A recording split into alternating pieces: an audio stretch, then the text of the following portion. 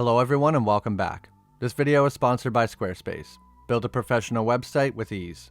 In this video, I'm going to be looking at the werewolf horror movie, The Cursed, directed by Sean Ellis. This movie came out on February 18th, 2022, but it was first played at film festivals in 2021 under the name 8 for Silver, which comes from a nursery rhyme in the film. Personally, I really like the name 8 for Silver, has some mystery to it. This movie puts a really interesting spin on the werewolf curse, involving some kind of magic performed by gypsies. The whole werewolf and gypsies thing in this movie did remind me of the Wolfman from 2014. I didn't hear about this film until recently, and I don't know why, because it's a great story, and it looks amazing from start to finish. The cinematography, the sets, the costumes all fit so well together. I love when vampire or werewolf movies are a horror movie rather than an adventure movie or an action movie. There's almost no comedic relief, great gore, and there are some truly unsettling scenes.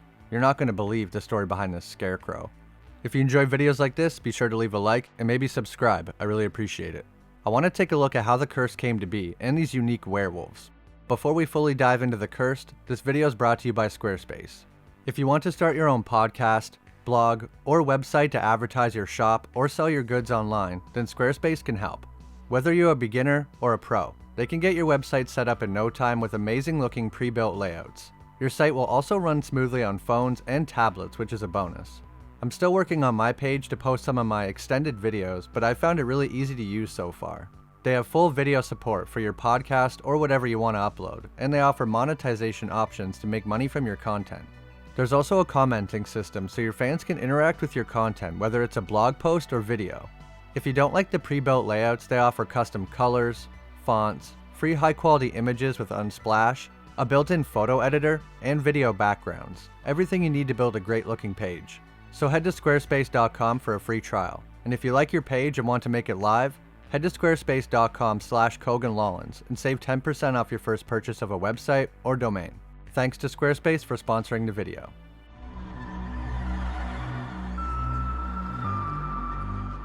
The film takes place in the 18th century. There was a village named Gévaudan, where a pathologist named John McBride lived. For some reason, a group of gypsies cursed the land for revenge. John's wife and daughter were killed by a werewolf and many others as well. After the creature killed 13 people on one night, the gypsies returned and said the curse had had its revenge and the curse would be locked in gypsy silver. We learn later that this silver was the same silver that Judas was paid to betray Jesus. It's not clear how the gypsies acquired it, but this must be the reason the silver has special magical properties. The old woman says, "We have protected it for generations, and it has protected our generations." Who are they protecting it from, I wonder? After his wife and daughter were killed, John began trying to track down the gypsies and stop the curse from being released again. In the 18th century, the Romani people were often referred to as gypsies, and although not always, the term gypsy was often used as a slur. After the gypsies encased the curse into silver, they moved on and eventually made it to a plot of land they had a claim on from 80 years ago. A woman says to prepare the silver again, because a storm is coming and we must be ready. Gypsies have a very rich culture and are often known for using tarot card reading and other magic to tell future events, so this is possibly how she knew something bad was coming. The man presents the silver coins and then melts some of them down, creating the individual teeth. He then puts those teeth on a jawbone from a human skull, creating a full set. The woman then puts the teeth on some kind of altar and then casts a kind of curse or spell on the teeth. There's also symbols engraved on each tooth.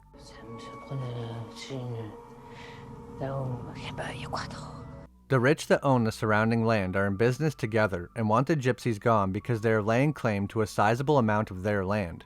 They offered the gypsies a lot of money to leave, but they said they don't want the money.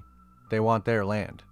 The rich landowners decide to take the money they were going to pay the gypsies to leave and use it to hire mercenaries to drive them off the land. But one man says usually the threat is more than enough, so they shouldn't have to use violence. The mercenaries ride in, but the gypsies refuse to leave, and so many of them are killed, ran off the land, and their camp burned. After, we see the mercenaries posing with the dead bodies like heroes for gunning down innocent, unarmed people. Some of the gypsies are captured and some get away. Two of them that were captured are the man and the woman who cursed the silver. A mercenary holds up the teeth and said she tried to bite me with these. So she was trying to start the curse on her own, but was unable to. The captain says, You think you can waltz into my country with your spells and magic? And the gypsy man spits in the captain's face. He says to make an example of him, a warning for his kind. Then he says to bury her and the teeth with her. But the man says, "Are you sure? Silver worth a pretty penny." But the captain says there's no worth in it, just death. He's clearly familiar with the magic and curses the gypsies are capable of, and has possibly seen this same curse before, since he sounds like he's dealt with the gypsies more than once. He was also extra careful to ask the man if he had been bitten by the teeth. Before being taken away, the gypsy woman says, "We will poison your sleep until you summon the Dark One. Then you will know what death is." The male gypsy is put in a scarecrow coat and has a sack put over his head. Then two men cut off his hands and feet and then stuff hay where his hands and feet used to be. While screaming in pain, they tie him to some sticks and then hoist him up as a warning. The muffled moaning and screaming from the man with the sack on his head is quite unsettling. The woman is forced to watch the whole time, then after thrown into a hole with the other dead bodies and is buried alive. But as she's being buried, we see her mouthing some words and speaking, cursing the land. After that day, everyone in the town began having the same dreams of the field, the woman, and the scarecrow. Then digging up a pair of silver teeth right below him. Some kids are playing and singing a kind of nursery rhyme, and it goes, 1 for sorrow, 2 for joy, 3 for a girl, 4 for a boy, 5 for a wedding, 6 for a birth, 7 for a curse that's buried in the earth, 8 for silver, 9 for gold, 10 for a wolf and you won't die old. This is where the original title of the movie, 8 for Silver, comes from. Eventually, all the children from the village go to the field where the gypsies were killed, and we learn that they have been forbidden from coming here since the field was set on fire. One kid asks, since that night, how many of you have dreamt of the scarecrow and the silver teeth? And they all raise their hands. We learn later that some adults were having the same dreams as well. Like the woman said, "We will poison your sleep." Even John begins having the dreams about the scarecrow and his family once he arrives on the land, even though he has nothing to do with the event that took place there. These dream sequences are truly disturbing at times. I like this scene where there's a strange silence where you can't hear John talk or yell, and you see him look at the scarecrow and then to his family with a nice glow around them. But suddenly, he looks back and the scarecrow is gone. And now it's with his family, and there's no more glow, only gray, but he can't make a sound.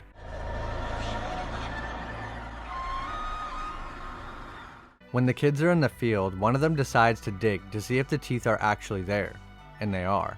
But once he opens the container, he loses control of himself and begins hearing voices. He puts the teeth into his mouth and seems overcome with something.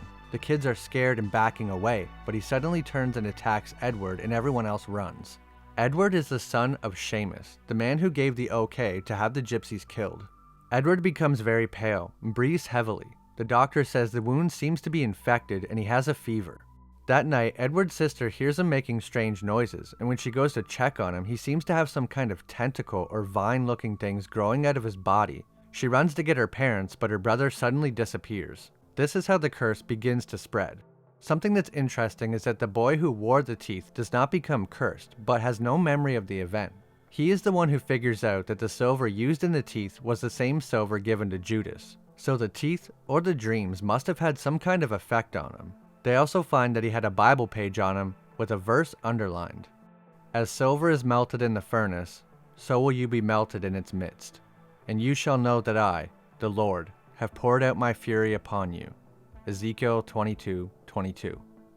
The curse that was put on the land was put there specifically to kill and destroy Seamus's family, because he's the reason the gypsies were killed.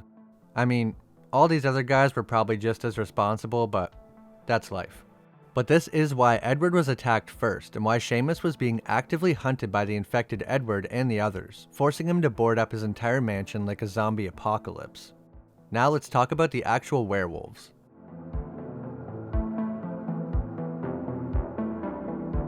These werewolves are very unique compared to any other I've seen in looks and biology. They are large, wolf-like creatures that run on all fours, but unlike other werewolves, they have no hair, or very little. They have very strange-looking skin, and their head almost looks demonic. These creatures are extremely strong, and have enhanced senses, and seem to only have one weakness: silver. However, they can be killed with regular weapons. They're just much less effective, pretty much useless, unless you really know what you're doing, like John. When someone is bitten or scratched, they become sick like Edward, very weak, pale, and within the first day begin growing these strange tendrils and usually run away into the forest. These tentacles must be what begin to form the body of the actual werewolf. When this girl is turned, she is in great pain when the tendrils come out of her back. She is screaming and saying, "I need water," and she makes her way toward the river. She climbs in, and once she does, the tendrils pull her underwater and wrap around her, putting her into a kind of cocoon. So everyone that gets turned might also have to be in the water for the full transformation to complete. This kind of reminds me of the ancient ritual Arcadians told, where they would swim across a river or pool and come out the other side a werewolf. We see John able to set a trap and kill one of the creatures. It seems to be dead, but he brings the body to show the landowners what they're really dealing with, and they're terrified. John warns the men to be prepared. He cuts open the abdomen of the creature, and inside something seems to be moving. The woman who is turned breaks out, but is not the same. One of the men tries to approach her, but John says don't touch it. They never come back the same. The woman begins screeching and coming towards the man as the others yell to shoot, and he finally does.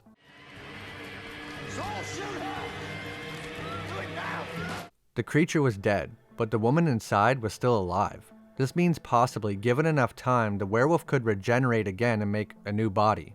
They don't seem to be affected by the full moon, but they only come out at nighttime. They also have no ability to change at will. Once you become a werewolf, you're stuck that way.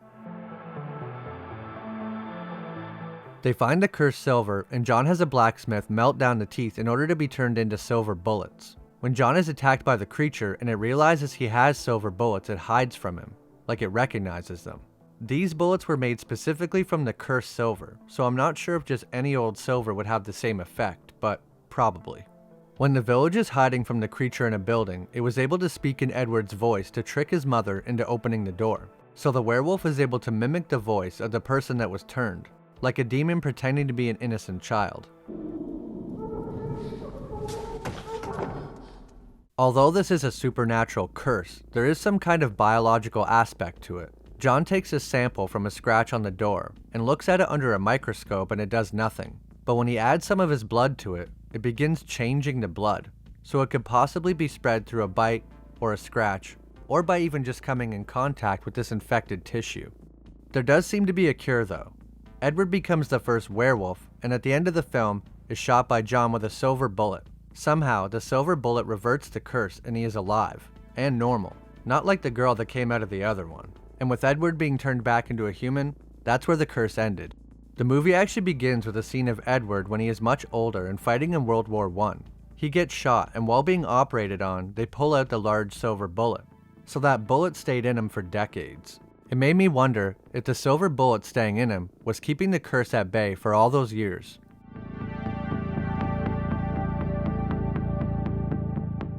Well, that's my video on the werewolves from the curse, or 8 for Silver.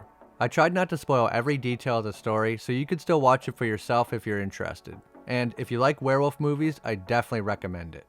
I can't praise enough how much I enjoyed the horror and the serious nature of this film. It seems like vampire and werewolf movies can't help but be campy sometimes, and I'm glad this one was nothing like that. If there's any movies or TV shows you'd like me to cover, please leave them in the comments below. I always love reading through what you guys recommend. One series I've been thinking about covering is the Van Helsing series from Netflix. If you enjoyed, leave a like, and if you haven't, maybe subscribe. I really appreciate it.